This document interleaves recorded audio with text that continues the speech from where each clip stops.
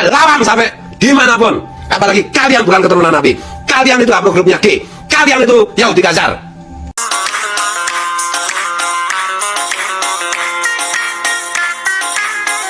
Assalamualaikum warahmatullahi wabarakatuh. Sahabat, saudara pemirsa dimanapun berada, semoga dilancarkan urusan oleh Allah yang Maha Kuasa. Pada kesempatan ini kita membahas sedikit framing Fuad Klerek yang bagi pengikut-pengikutnya dinamakan dengan Gus. Bahkan katanya ada yang mengatakan Kiai Fuad Klerek. Tapi kalau kita simak daripada tingkah polahnya dan framing-framingnya selama ini, maka belum layak kita panggil Gus, apalagi Kiai.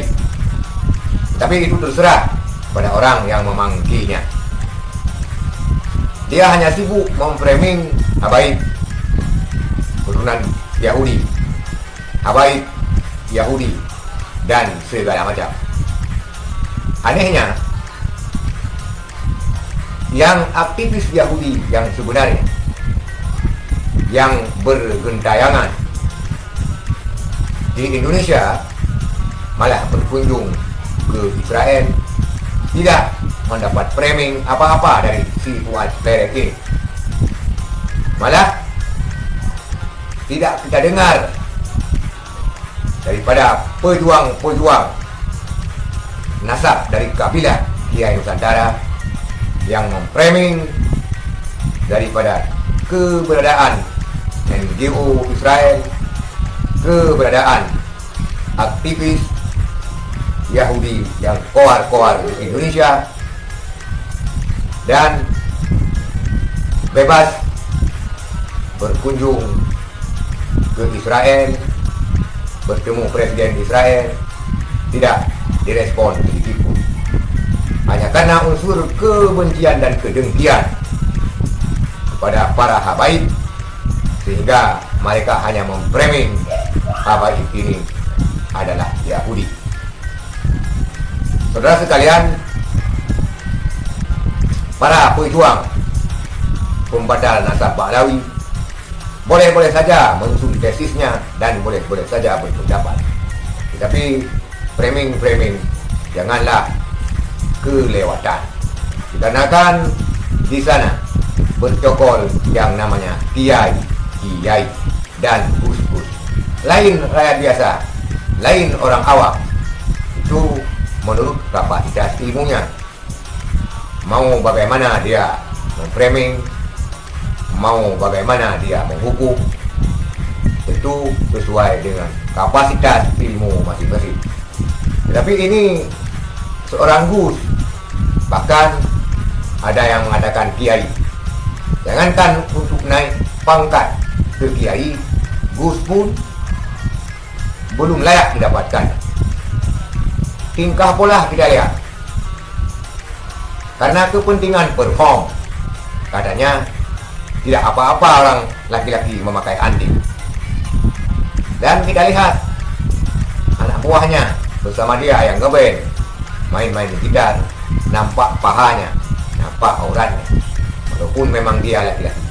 Apakah ini patut dicontoh dan sebuah acuan untuk menjadi Gus atau Kiai? Memang anting tidak ada larangan secara langsung memakai anting, tapi hukum yang berlaku pada kita umat Islam, Al-Quran, hadis, ijma, dan qiyas. Qiyas adalah mengisbatkan sesuatu, menghukum sesuatu yang tidak ada hukumnya, tetapi bersamaan sifatnya dengan benda yang ada hukumnya, maka dikiaskan kepada hal tersebut. Saudara sekalian, kita lihat Gus Fuad Klerek memang sangat-sangat keseringan mengeluarkan kata-kata yang di luar batas nalar kewajaran. Sebenarnya aktivis-aktivis Yahudi dan pejuang-pejuang Yahudi Israel yang ada di Indonesia sangat senang dengan framing semacam ini, seperti framing tipuan ini, karena mereka menambah banyak kawannya, menambah banyak golongannya, padahal mereka cuma boleh 10 orang ataupun 100 orang, tetapi karena di framing demikian, seolah-olah komunitas daripada Yahudi di Indonesia ini sudah banyak sekali, termasuk Habaib. Ini menurut framing si Fuad Pleret.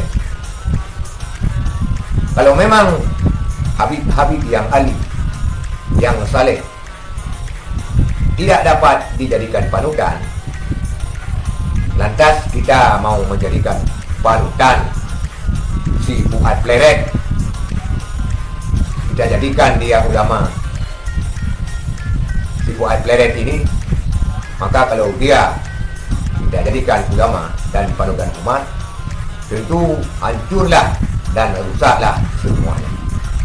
Itulah saudara sekalian, sebenarnya yang harus dihukum dan diframing dengan Yahudi, dengan Israel, bukanlah Habaib, tetapi ada aktivis-aktivisnya yang bebas berkoar-koar di media, bebas berkoar-koar di televisi, memframing segala macam terhadap keberadaan daripada pejuang Palestina.